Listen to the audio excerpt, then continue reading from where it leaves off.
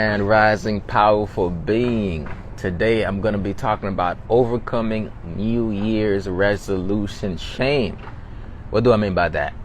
After the first week, we feel like, man, I should have gotten all my New Year's resolution on point, and there's something that you feel bad about, that, oh man, I didn't accomplish the goal in 1 week. Oh man, I didn't change this in 1 week. And what happens is a lot of people, then their energy goes from excitement to shame. They go from I'm ready to get this goal going to like, man, I don't know if I can do it. And basically they switch up really fast. So I want to talk to you about overcoming New Year's resolution shame and giving yourself space and grace in order to grow, understanding that each day is a new day as soon as you make a decision that you're going to look at it that way. And so this episode is going to help you dismantle any shame, any blame, any guilt that you may feel in order for you to keep moving forward so that you can do what you need to do to continuously to heal and manifest what it is that you have to bring out here. So keep tapping in with me on this episode of Ed Talks Daily, a personal growth and motivation podcast. Let's go.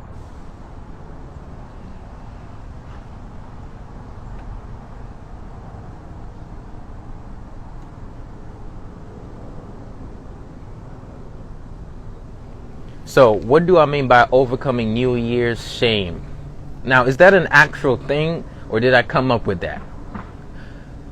I didn't come up with that. It's something that we all experience. Have you ever got the year going and you set out a couple of goals or resolutions, a couple of things that you said, hey, I'm going to resolve this year. I'm going to resolve this external conflict. I'm going to resolve this internal conflict. I'm going to resolve this habit that's been kind of like holding, like that I've been kind of holding me by the neck, where I feel like, yo, I kind of want to shift, but for some reason, something within me is not allowing me to shift. I'm trying to change my diet, but something within me is not allowing me to change my diet. I'm trying to be more productive, but somehow the productivity is being, stopped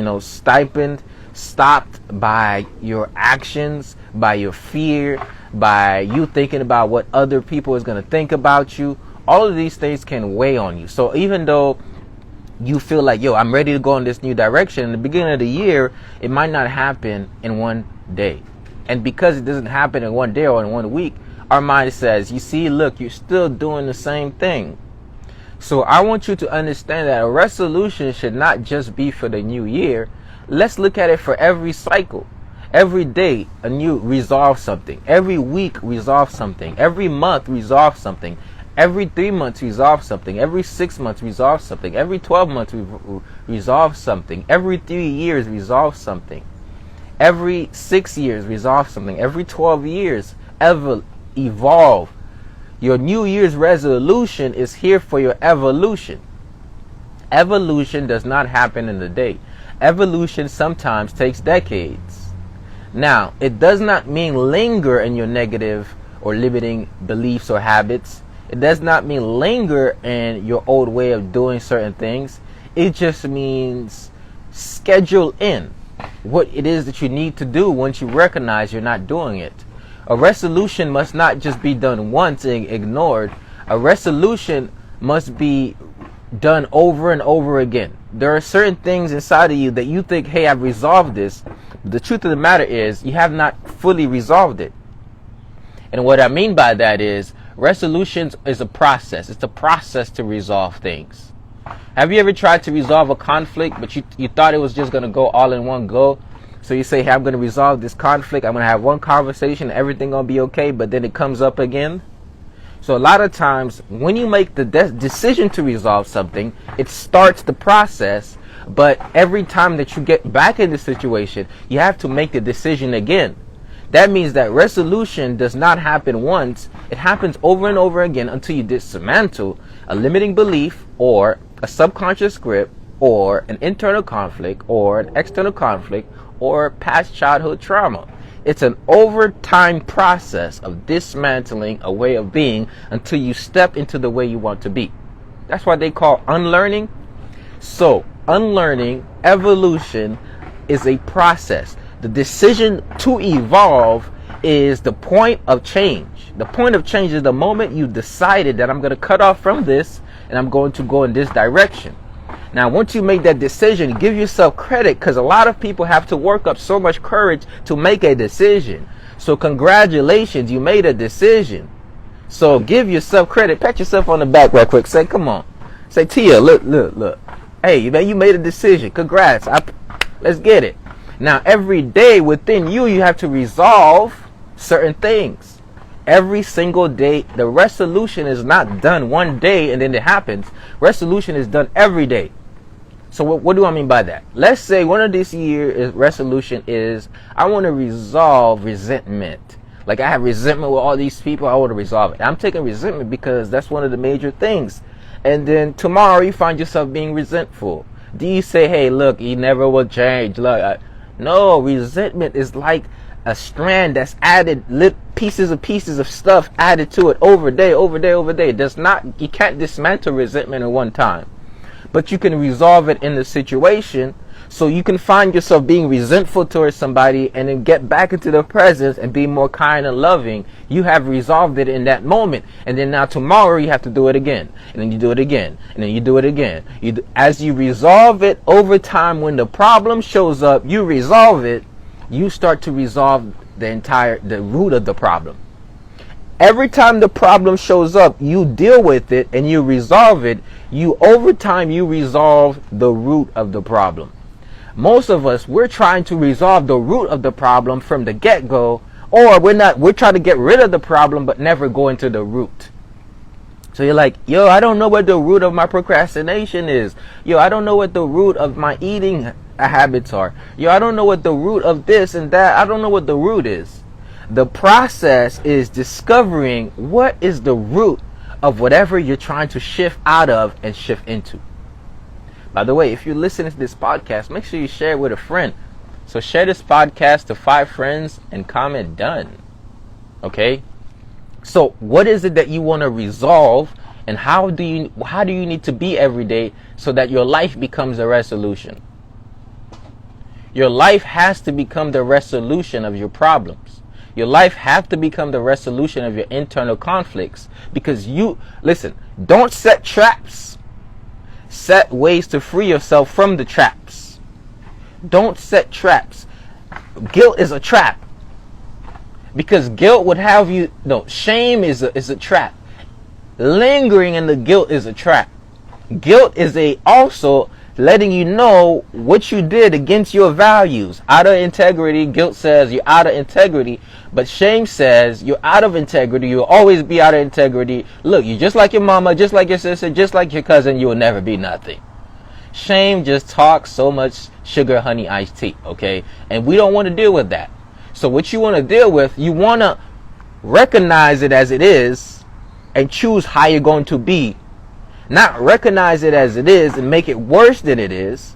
Not recognize it as it is and make it worse than it is, hold it against yourself. Not recognize it as it is, make it worse than it is, hold it against yourself and hit yourself in the head with it. No, we don't want to do that. We don't want to use tool of shame and guilt. And then here's the cousin. Blame. Well, it's their fault. The worst blame is the blame against other people that has nothing to do with what it is. So some people blame themselves, but most people blame everybody else, and they think that that's going to help them with the resolution. Guess what? Blame does not help you resolve. Blame does not help you resolve the things that you ought to work on. So blaming is not going to help you. Acting is the major tool of change. So if you want to resolve something, you want to face it head on. You want to act upon the solution. You want to live out the resolution. Most people are not living out the resolution. They just wrote it out. No, I told you there's power in writing, but the writing without acting is meaningless, because it's almost like you wrote down your goals, but you're not living the goals. You wrote down what you want to do, but when it comes time to do it, you're not doing it. So you're like, man, I feel a certain way about that. Good. Let that be the urge to act. So let the way you feel about something be an urge to act, not an urge to blame, shame, and keep you down there and say, hey, look, okay, you know what, I wanted to do this for 7 days straight. I missed one day. So, you know what, I'm not even going to give myself credit for the 6 days straight. I'm just going to focus on this one day, and I'm going to feel bad about myself, and then I'm not going to do what I need to do. See, that does not make sense. So you don't want to feel bad about yourself because you didn't do something one day. You want to just say, okay, there's 6 days. I did it for 6 days. I missed a day. Now let me resolve. Let me do it again. Day 8. You see the mindset shift? Okay, I said I was going to go to the gym every day for this week, and I didn't do it. Okay, but I gave myself credit for going 6 days out this week, and that's good. Give yourself credit. Once you give yourself credit, you give yourself more space to grow. When you give yourself credit, it's like, yo, you give yourself more purchasing power, more acting power. A lot of you don't give yourself any credit. That's why you don't have much power to act. Credit is like, yo, you know how you have credit and you could use the credit to buy stuff and use stuff? Credit for yourself is saying, hey, look at what you did. At least give yourself feel proud for making the decision. Feel proud for doing it a couple of times, and then make a decision that, hey, I'm going to readjust. Because guess what? Lingering and what you could have done, should have done, didn't do, does not do it. Lingering and what you should have done, could have done, didn't do, does not change your life. The best thing that you can do to transform is to do the thing that you're regretting not having done. The best thing you could do to transform is doing the thing that you said, I should have done that yesterday, so why not do it today? The best thing to do is to understand that the past is the past, but how you choose to be today is how you're going to be. So yes, you didn't do it 7 days last week, but you did it 6. Give yourself credit for the 6, and then move this week. So when we guilt trip and shame blame ourselves, it almost feels like we're doing something, because our energy has to be used one way or the other. It's either you use the energy to focus on what you don't want, or you use the energy to create what you want. It's either you utilize the energy on blaming and shaming, or you use the energy on acting and readjusting. Let's go back to that. It's either you use the energy in blaming and shaming, or you use the energy in acting and readjusting. What is that? It's a mindset switch. Blaming and shaming does not produce. Acting and readjusting says, hey, I recognize it as it is, but guess what? I'm going to act on how I want it to be, and I'm going to readjust to make sure that it's not how it was. Acting and readjusting is the best thing you can do. I love to act and readjust rather than react. A lot of people don't act and readjust. They just react, and then they just, oh, let me go back to it again, because look, I messed up, so I might as well stay in the mess up. Oh, I don't say I messed up and stay in the mess. Oh, say, oh, listen, I missed that opportunity to enhance my vitality. You know what? Tomorrow is a new opportunity. I will choose to enhance it. You're like, what is that going to do for your mind? It frees you up, because the more you house in certain emotions against yourself, you're working for you and against you. Does that make sense? To work for you and against you is one of the biggest oxymorons you possibly can make. So every day you're going against the grain. You're like, let's go, let's push, let's do the work. But then in your mind, you're holding yourself down with fear. In your mind, you're holding down yourself with blame and shame. I'm telling you right now, the best thing you can do is to forgive yourself and grow. The quicker you can forgive yourself, the quicker you will be forgiven. A lot of people try to create heaven within them, but they have not learned how to give themselves grace, space, and forgiveness. The secret of the master is, if you ask for forgiveness, you shall be. When you tap into the God within you, you forgive yourself. You're able to manifest more effectively, because instead of staying in your sins and your shame and blame and guilt and fear and what you did that's against you, you're now saying, I am redeeming myself and I'm going to act and readjust. And that's how you create heaven within. Heaven within you is created when you make a decision to not linger in what you do against yourself. And when you make a decision to let that go so you can grow, you are actually creating heaven within. Hell is a state of mind. Hell is a state of mind. Hell is, the devil knows how to use certain tools to keep you in hell. Now you're like, oh my goodness, I like this analogy. What do I mean by that? Guess what? A lot of people are not suffering life, they're suffering their mind. You think you're suffering life, but life is flowing. No, you're suffering the stagnated energy that's in your body due to the lack of release. So you're like, wait, what do I need to release that I've been housing against myself? Sometimes we need to release the fact that we didn't do something yesterday and it wasn't our to-do list. Just releasing that gives you enough space and clarity to act upon it. Like legit saying, oh, I'm releasing the fact that I didn't do this. I'm releasing it. But guess what? Can you go back? Can you get tomorrow, yesterday, today? Can you get the day before yesterday, today? You can't. As soon as this last second passed, it has passed. We're here right now in this moment. So the only thing you can do is create from where you're at. That means that to think of how you didn't create then is not effective for you at all, because you're just going back to the past and you're reliving the past. So most people are not living their creation, they're reliving their subconscious recreation, and they're calling it recreation. So we do certain things to ignore what we can be doing because we're running away from what we need to deal with and face, and we call it recreation and we call it fun, but it's not, because really we know we ought to do this thing, but instead of like doing it, we feel bad about not having done it, so then we go do something to distract ourselves for not doing it, when the whole thing is to do it. You remember Nike said just do it? Yeah, you didn't do it, you could have done it, you should have done it. Oh, but now you could do it. So you're like, oh, okay, this sounds pretty simple. This is not meant to be complicated. The idea is your brain is tricking you unless you know that you have the brain and you're not the brain. Because in your mind, you say, oh, this is me. No, these are your thoughts that's been unmanaged.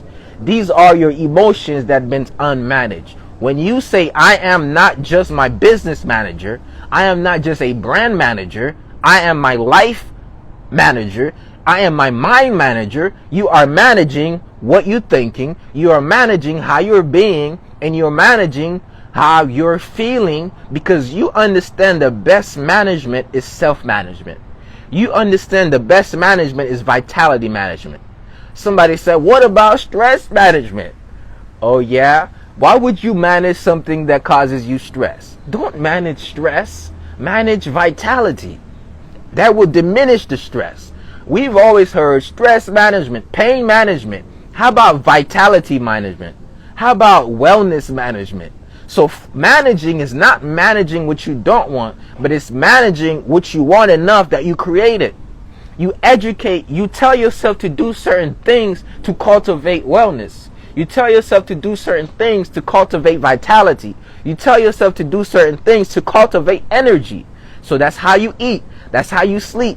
That's how you move. That's how you breathe. That's how you think. That's what you listen to. That's the environments that you put yourself in. So management is first self-management. Once you manage yourself well, you will be able to manage many other things well. You're going to manage your schedule well. You're going to manage your relationships well.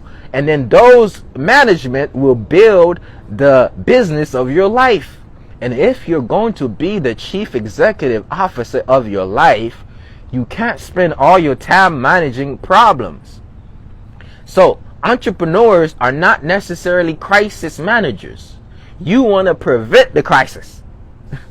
Oh man, I'm just gonna manage crisis. No, you want to create your business. You want to create the business of yourself in a way where you prevent crisis. The best way to not having to deal with crisis is to prevent it.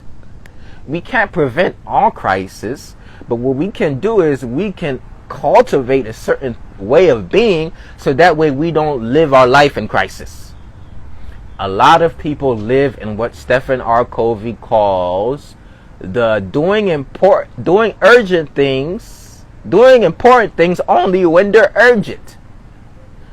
Let's go back. If you're an entrepreneur or a person, if you've probably heard of the 7 Habits of Highly Effective People by Stephen R. Covey. I read that book so many times, but it hit different as you grow. The more you grow, the more things hit different. But there's a part where he says, it's like, there's a quadrant. People sometimes only do important things when they're urgent.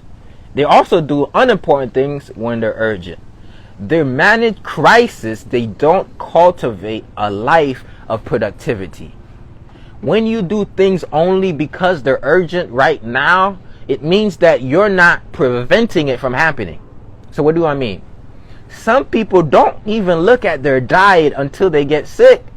Some people do not cultivate wellness until they get in a sickness. Some people do not even try to care about saving until things go left. No, you want to do it before it happens. That way it never even happens. So you're like, Ed, why should I have a consistent rising routine? Because you want to manage your mind a certain way where every day you cultivate enough positivity, energy, wellness that you go through the day in a certain powerful way. That way certain things don't even happen. So you're like, why feed my mind before I get through the day? If you want to have food to feed, and you mean, what do you mean? What food I'm going to have to feed? You got to feed your kids. Somebody said, hey, I already feed my kids. I don't need your help with that. I'm not talking about food. The way you feed your kids with your mind, with your energy, with how you show up, the way you feed your business and your dream is going to determine how you feed your mind. It's going to determine how you feed your body, literally, with the foods you intake, the thoughts that you think, the emotions that you feel. So you got to feed yourself first. Feed yourself first and then give the food of the communication to others. Give the food of that energy in every room that you walk into, and then it will the reciprocity of that energy sharing is abundance because you've cultivated it. Somebody says, hey, I'm going to wait till all my food run out to plant. Oh, that's an issue. You have to keep planting every season and according to that season, not when you run out of food. Because when you run out of food, you still got about 30, 60, 90 days before you get more food. Somebody said, hey, I'll just go to the grocery store. Listen, I don't know. But guess what? Why do you have to go get stuff from the grocery store when you have it in your own backyard? Somebody said, I'm going to get a jump from somebody else. What I mean by that is you don't need to go and get what you need fulfillment from others when it's within you. You just have to make sure that you cultivate it, that you plant it, that you allow that you water it consistently over time, and then that seed will bear fruit. So what I mean is, I'm not talking about literal food. I'm talking about the way you cultivate your energy. It has to be done within you, not going and getting a fix or a jump when you need it. It's getting yourself prepared so that you eat every season. So I've been planting throughout. Every day I'm planting. Well, maybe not every day, but every week I plant something. Literally though. I'm talking about literally. Every week I either plant something or transplant something. And this is deep. Let me go in it. Every week I plant something or transplant something. So that means every week I either plant a new seed, or I took an existing plant that sprouted out of a seed but it's still at its miniature state, and I take it from one environment to another environment. So every day I sow something and I transfer something in order for it to grow. Oh snap. So even every day I initiate something and I take what already is and I make it better. This is what is called continuous improvement. I took management classes and there was something called continuous improvement.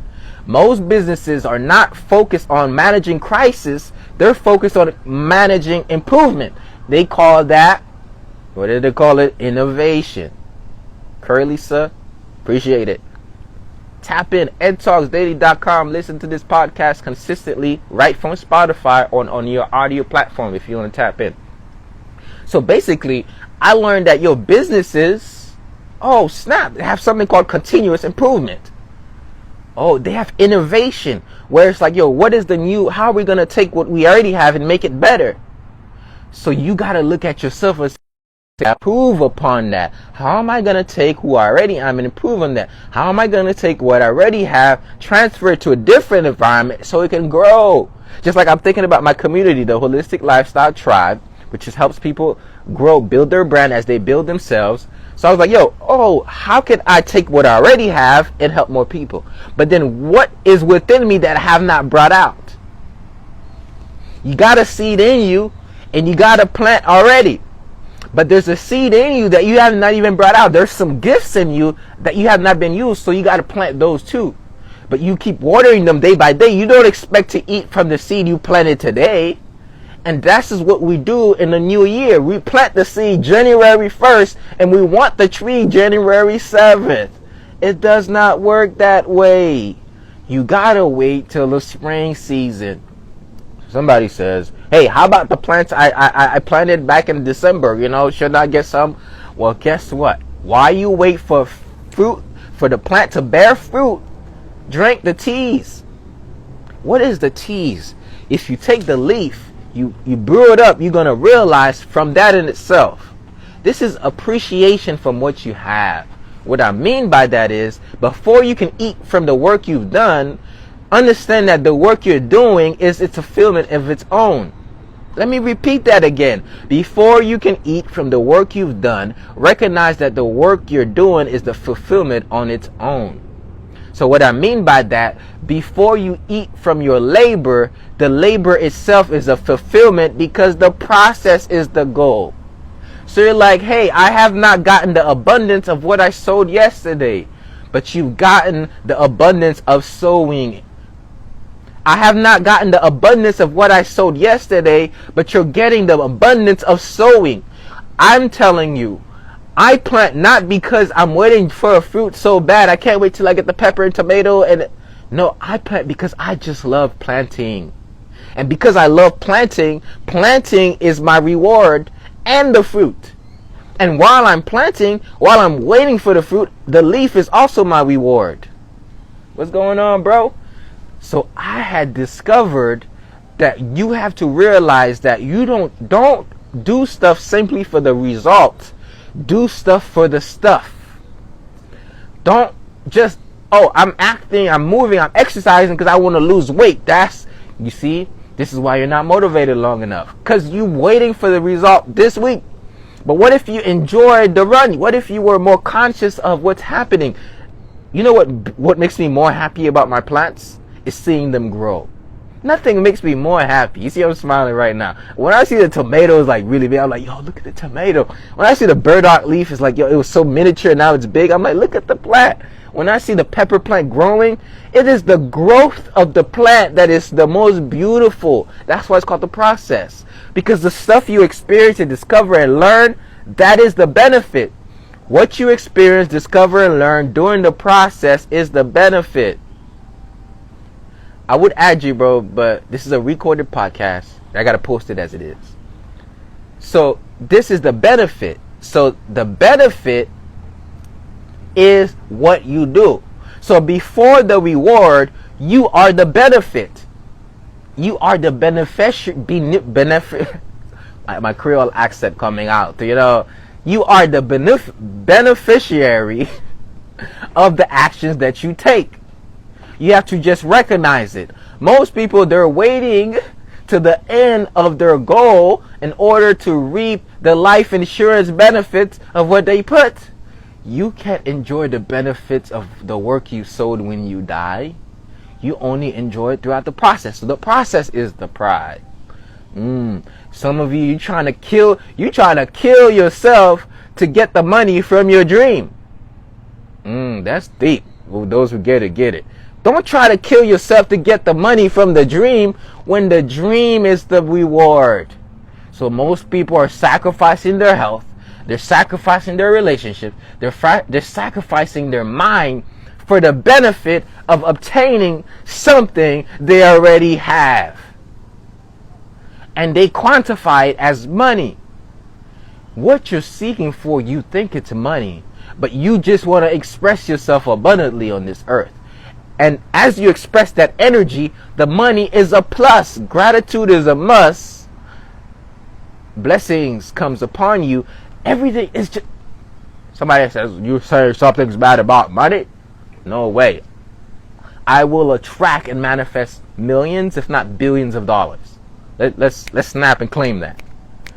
But it's not the dollars that matter. It's the energy that will create and manifest those dollars. So now I could quantify it, and then I could take that energy to create more positive energy within the world and impact more people and fulfill my mission of being a creator here on this earth. Have a better peace of mind to create on this earth. Have better ways of creating. If I were to have a retreat, I don't need to think about money.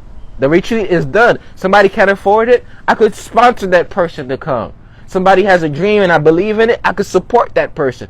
Because I took out the energy God gave me, I put it effectively in something that helped other people. That energy came back, I quantified it, I saved it, and I reinvested it. But the whole time, the reward was not the money that I got. The reward was the fact that I was doing the work. Every day I had a purpose.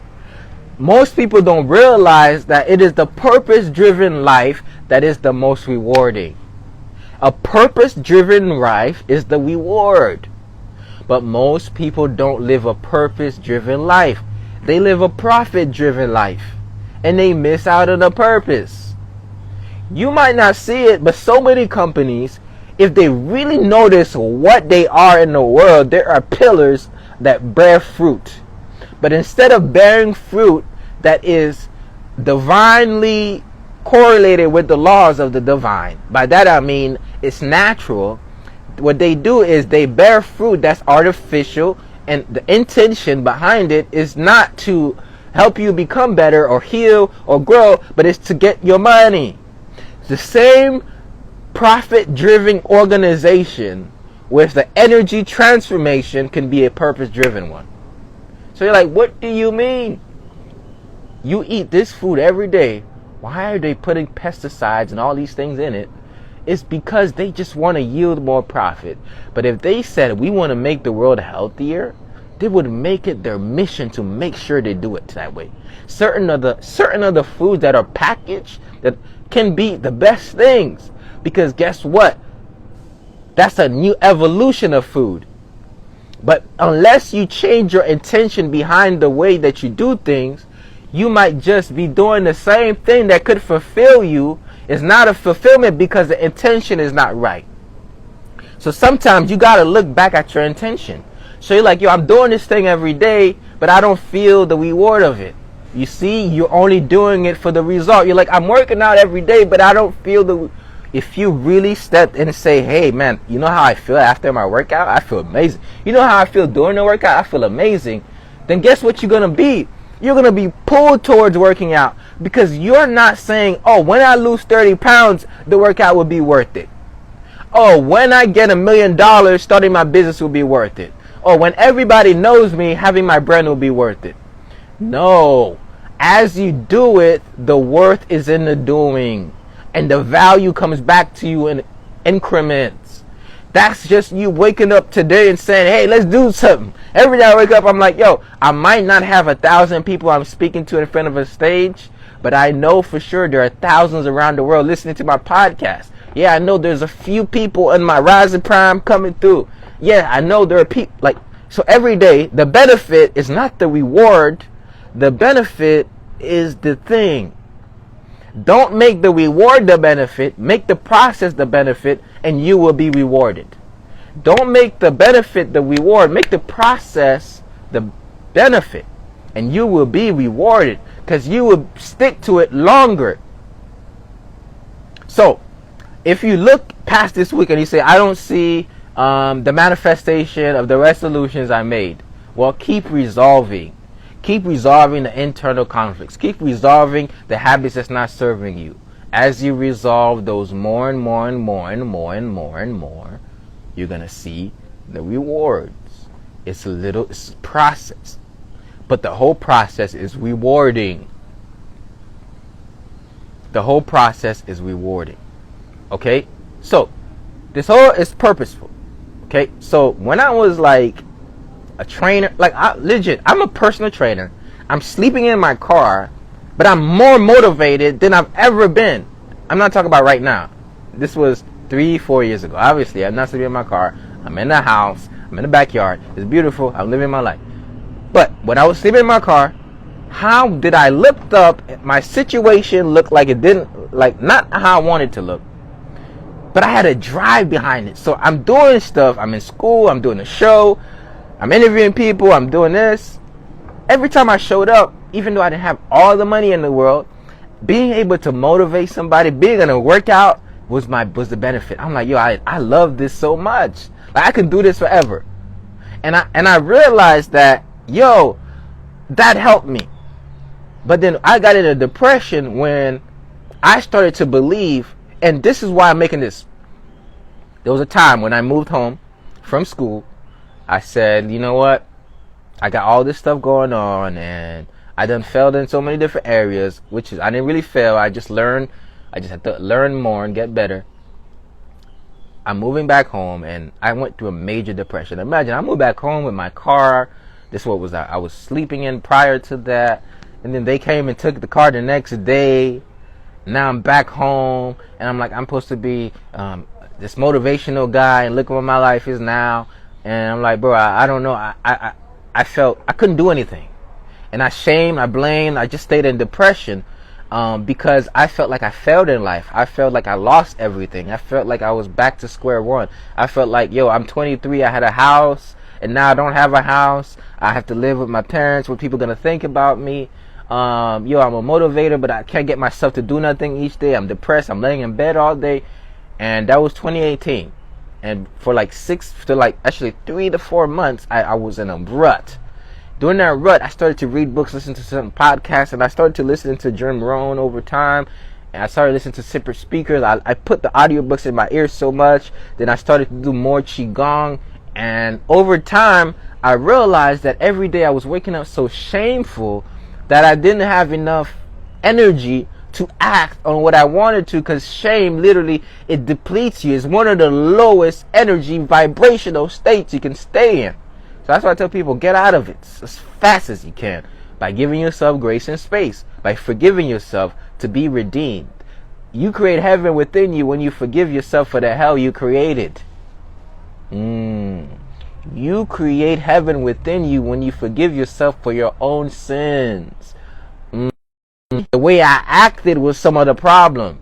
I realized that by ignoring certain things, was some of the problem. Because when they took my car, they didn't just take my car for the first time. They gave me plenty of warnings. But I ignored them. I realized that it was my own habits that caused certain things, plus the way that life is. The plus is what changed me. It's because I said, oh, yeah, it was my habits, but then there are also the way that life is, the way that things happen. Things don't just happen. Things happen just. Once you find a reason why those things happen, then you don't just justify it. What you realize is you learn from it. You don't justify it happening. You learn from it, and you say, hey, I'm going to grow. So I'm at a stage, and I'm shaming, blaming. Then I started to recognize the power of the now. Book changed my life. You wonder why I switched from saying grind to cultivate peace and wellness? Because I realized I was trying to motivate myself into acting when I need to heal myself out of reacting, and that stepped me into my power. Because every day I was trying to do motivation, but I needed to release emotions. But I needed to feel better about myself. I needed to improve self-confidence. I needed to actually change the way I'm eating. I needed to clean up my room, because my room was a mess. My mind was a mess. The way I felt about being here was a mess. Everything was a mess. So I had to clear up the mess. That was the mess in my space, was the mess in my mind. The mess in my emotions and my energy was all of it showed up. So my transformation process and how my brand evolved, how I started to have more impact, how I started to become who I'm becoming and who I am, is because I started to do inner work and not just external work. I started to reflect and not just blame myself. I started to readjust rather than react. When you readjust rather than react, When you understand that you didn't necessarily fail, you just stopped to refine, and now you readjust and you get back on it. I've stopped for like 2 years in my business, but it was the best thing I ever did, because I didn't stop in my business. I actually started on myself. I started on my personal brand. When I thought I stopped training people, God started training me. When I thought that I stopped doing the work started to happen within me. What I mean by that is I had to stop showing up for other people so I could show up for myself. I had to stop showing up so God can show up with it, so I can reveal the God in me. It's the God in you. Oh, isolation is not condemnation. Isolation is a point of reflection. God is amazing. God understands that, guess what? I'm going to have you climb a mountain, and you know what? I'm going to keep you alone in that journey, because if you have to look so much to the side, you might fall off. So God has it in a certain way that when your life is about to be transformed, you're going to find yourself in an isolation because it's part of your transformation. Somebody says, man, I don't like this isolation. Well, guess what? There's been so much noise. God has to get you in that peak, in the mountaintop, to reveal what's actually in you. And the revelation process is a revelation process. So you're literally, this is your revelation. So all of these things kind of happen in the process, in the journey of. Say like, yo, Ed, this is really good, very helpful for me. How did you? Oh, I thought I had to memorize this stuff. But God told me that this stuff was in me. I had to become it. I thought I had to memorize the speeches, but I realized I have to become the speech. I thought that I have to acquire skills. What I realized, I have to reveal my gift. So the isolation process gives you realizations, but you can't hear the voice of God with too much noise. So you're like, hey, sometimes when God is transforming you, you're going to be so different that it looks like you're actually losing yourself. Oh, you're not losing yourself. You're losing and unlearning what you thought was you. You're discovering the true essence of you. And that's the beauty of it. And once you discover the true essence of you, it's going to amaze you. You're going to be like, hey, I didn't know I had it in me. I was a mute till I was like 4 years old. I didn't speak English. I came here when I was 9 or 10 years old. I was literally remedial. Literally, they would have called me retarded here. You mean to tell me, non-English speaking, Haitian boy from Haiti, 9 years old, retarded, the quietest kid in the school, is now speaking? That's amazing. I didn't know I could do that. I used to be the quietest, shyest kid ever. You think I talk a lot? I do when I'm passionate about something. But I'm a quiet person normally. I'm an introvert. Somebody say, you're an introvert? Yes. But guess what? When God is going to use you, when there's a purpose out for your life, it does not matter what you think you are. God is going to show you who you really are. Now, I know the spirit that lies within me. So you're like, there's a power and belief in your voice. Where does that come from? It comes from the I am. So when you have to change, when you switch from what you think you are to the I am that's in you, there's another power that comes with that. What you think you are has been a series of thoughts and behaviors and programming. Who you really are is discovered when you unlearn, when you go deep within. So somebody want to know, what's the process of that? Through revelation, you lied to... Oh, Brianna, that's nice. I'll write that one down. Through revelation, you learn to apply the wisdom within, because God reveals it to you. What was shared in the dark would be revealed in the light, but you have to reveal it. Because now God is telling you in your dreams, this is what's in you. Oh, this is what I want you to bring out. And these things just come in the form of ideas. People think the voice of God is this, hey, daughter, son, I want you. I heard that one time like that before, but the voice of God is usually a desire. The voice of God starts with, like, I ought to do this. The voice of God starts with an idea. And you're like, yo, I ought to get on that. But a lot of people don't give credit to God. They just say it's me. But it's the God in you. So that is it. Overcoming guilt. Overcoming shame. It's going to start with a process of realizing that, hey, life happened, but how you choose to happen today is up to you. So listen, y'all. If you want to tap in and grow with me on a daily basis, Ed Talks is daily. That's why it's called Ed Talks Daily. So let me give you a little tapping right quick. So go to edtalksdaily.com and subscribe to the podcast. But some of you're actually listening to this podcast on one of your podcast platforms. So guess what? Go to Ed Talks Daily anyways. Leave a review. Check out the website, right? And then you'll be able to watch all the previous episodes. I'm creating a library of work, and God uses me for them. That's how I feel. Somebody says God uses you, sure. Well, let your heart tell you, because once you listen to it, you're gonna be like, oh my goodness, it's like you're talking to me. Well, I'm talking to myself. That's why it's called Ed Talks Daily. I'm actually talking to myself. It's almost like God gives you the instructions in the form of what sprout out of you. You ever gave the best advice to your friend and you're like, I need to take that advice? That's what I do every day. It's not because I'm separating myself from you. It's because I am you. It's because I've had probably the same experiences you've had, just different details. And all I'm doing is I'm packaging up my growth and putting it in an episode, and I'm sharing that to the world every single day. So you go to edtalksdaily.com, make sure you subscribe, leave a review. For those of you who are like, yo, you know what, Ed, I want to grow with you. Teach me how to meditate. You know what, Ed, I want to come to your rising routine. You know what, Ed, I want to tap in with you because you add a little bit of value to my life. Here's what I want you to do. I want you to text Ed Talks to 561-510-9605. Okay, text Ed Talks to 561-510-9605, and guess what is going to happen? You're going to be added to my text messaging tribe. So that's just a way I'm going to communicate with you. I'm going to send you empowering quotes. I'm going to send you podcast episodes, breathing breaks, all types of stuff.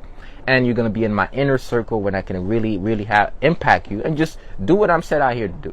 So if you text Ed Talks, what's going on? If you text Ed Talks to 561-510-9605, you're going to get access to that. All right. So make sure you text it. And for those of you who want to know how you can support me for this podcast, there's a couple ways you can support. I got a new thing, a new tea for anxiety. Okay, I'm going to pull it up. And you know what? I got to promote what I got going on. And it's with vervain, lemongrass, and lemon balm. I'm about to actually, I'm going to post it right here. Vervain, lemongrass, and lemon balm. Oh, that's not the right one. And this anxiety is going to help you reduce anxiety. So we have lemon balm and vervain, really good for nervousness, shock. And if you feel like, yo, if you're in your period, that also helps with your menstrual cycle. It helps you with the calming of your nervous system. And it has many other benefits. Also helps with regulation in your gut. So all of those combined create a nice blend